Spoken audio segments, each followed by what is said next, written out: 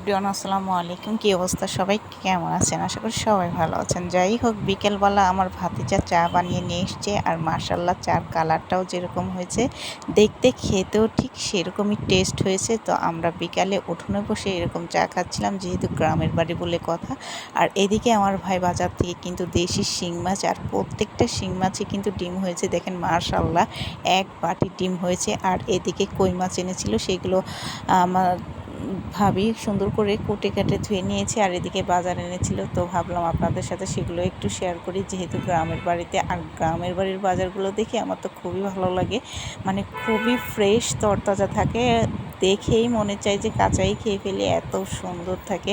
যাই হোক, এখানে শাপলা, ডাঁটা শাক, আদা, তারপরে হচ্ছে কচুরলতি, তারপরে হচ্ছে কচুর ছড়া, তারপরে ছিল এই যে বরবটি ছিম, তারপরে ছিল উস্তে, ছোট ছোট দেশি উস্তেগুলো মাশাল্লাহ অনেক সুন্দর। এখানে এই যে কচুরমুখী আর হচ্ছে বেগুন, এই বেগুনগুলো দেখলে যে এত ভালো লাগে আমার কাছে, মানে কালারটা জাস্ট ওয়াও, আর এত ফ্রেশ, মানে কি বলবো আর।